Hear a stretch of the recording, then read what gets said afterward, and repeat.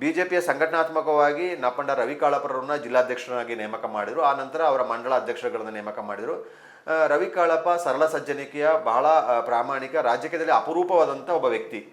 ಒಳ್ಳೆತನದಲ್ಲಿ ರಾಜಕೀಯ ಮಾಡುವ ವ್ಯಕ್ತಿಯಲ್ಲಿ ಅಪರೂಪದಲ್ಲಿ ಅಪರೂಪ. ಯಾಕೆಂದರೆ ಅವ್ರು ಯಾಕೆ ಹೇಳ್ತಿದ್ದೀನಿ ಅಂತ ಹೇಳಿದ್ರೆ, ಮಡಿಕೇರಿ ತಾಲೂಕು ಪಂಚಾಯಿತಿ ಅಧ್ಯಕ್ಷ ಸ್ಥಾನ ಅವರಿಗೆ ಮತ್ತು ಇನ್ನೊಂದು ಅಭ್ಯರ್ಥಿಗೆ ನಡುವೆ ಒಡಂಬಡಿಕೆಯಾಗಿತ್ತು. ಆ ಸಂದರ್ಭದಲ್ಲಿ ಆ ಒಡಂಬಡಿಕೆಯಂತೆ ಆ ಅಭ್ಯರ್ಥಿ ನಡ್ಕೊಳ್ಳಿಲ್ಲ.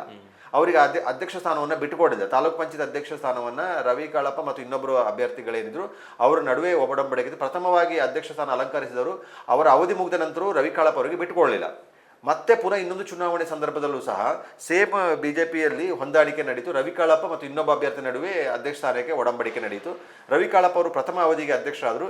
ಪ್ರಥಮ ಅವಧಿಗೆ ಅಧ್ಯಕ್ಷ ಆದ ತಕ್ಷಣ ನಿಗದಿತ ಅವಧಿ ಯಾವಾಗ ಮುಗಿಯಿತು ಅದಕ್ಕೆ ಮೊದಲೇ ರಾಜೀನಾಮೆಯನ್ನು ಕೊಟ್ಟು ಅದು ಅಂಗೀಕಾರವಾಗಿ ಯಾವ ಪಕ್ಷದ ಒಡಂಬಡಿಕೆಯಲ್ಲಿ ಯಾರಿಗೆ ಅಧ್ಯಕ್ಷ ಸ್ಥಾನ ಕೊಡಬೇಕಿತ್ತು ಅವರಿಗೆ ಅಧ್ಯಕ್ಷ ಸ್ಥಾನವನ್ನು ಬಿಟ್ಟುಕೊಟ್ಟಿದ್ರು. ಅಂದರೆ ರಾಜಕೀಯದಲ್ಲಿ ಅದು ಅಪರೂಪ. ಒಡಂಬಡಿಕೆ ಪ್ರಾರಂಭಿಕವಾಗಿ ಆಗುತ್ತೆ, ಆ ನಂತರದ ಆ ಒಡಂಬಡಿಕೆ ಪಾಲನೆ ಮಾಡುವಂಥದ್ದು ಸಹಜವಾಗಿರಲ್ಲ. ಯಾಕಂದ್ರೆ ಅಧಿಕಾರದ ರುಚಿ ಸಿಕ್ಕಿರುತ್ತೆ. ಅಧಿಕಾರವನ್ನ ತೊರೆಯುವುದಕ್ಕೆ ಯಾರು ಇರಲ್ಲ. ಎಲ್ಲ ವ್ಯವಸ್ಥೆಗಳು ಅವರ ಪರವಾಗಿರುತ್ತದೆ.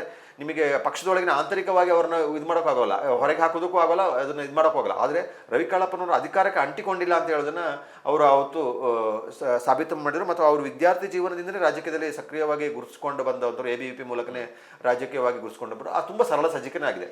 ಆದರೆ ಪ್ರತಿಪಕ್ಷವಾಗಿ ಇವತ್ತು BJP ಇವನ್ನ ಉನ್ನತ ಮಟ್ಟದ ಹೋರಾಟವನ್ನು ರೂಪಿಸುವ ರೀತಿಯಲ್ಲಿ ಅಥವಾ ಆಡಳಿತಾರೂಢ ಪಕ್ಷಕ್ಕೆ ಇರುಸು ಮುರುಸು ಆಗುವ ರೀತಿಯಲ್ಲಿ ಹೋರಾಟವನ್ನು ರೂಪಿಸುವುದರಲ್ಲಿ ಬಹುತೇಕ ಅವರು ವಿಫಲರಾದ ಹಾಗೆ ಕಾಣ್ತಾ ಇದೆ. ಪಕ್ಷದ ಸಂಘಟನಾತ್ಮಕವಾಗಿ ಅವರು ತೆರೆಮರೆಯಲ್ಲಿ ಒಂದು ಸಭೆಯೋ ಸಮಾರಂಭನೋ ಮೀಟಿಂಗ್ ಮಾಡುವಂತ ಹೊರತುಪಡಿಸಿ ಇಲ್ಲೊಂದು ಹೇಳಿಕೆಯನ್ನ ಪಕ್ಷದ ವರಿಷ್ಠರ ಸೂಚನೆ ಮೇಲೆ ಹೇಳಿಕೆಯನ್ನ ಕೊಟ್ಟಿದ್ದಾರೆ ವಿನಃ ಒಂದು ಶಕ್ತಿಯುತವಾದಂಥ ಹೋರಾಟವನ್ನ ರೂಪಿಸುವಂಥ ಕೆಲಸಗಳನ್ನ ಮಾಡಲಿಲ್ಲ.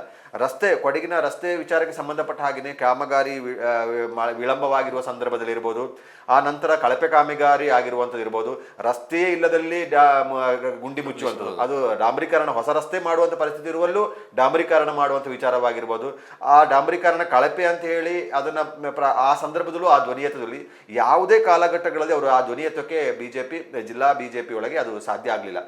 ಪೂರ್ತಿ ವಿಡಿಯೋ ನೋಡಿ ಕೂರ್ಬಸ್ ಯೂಟ್ಯೂಬ್ ಚಾನಲ್ನಲ್ಲಿ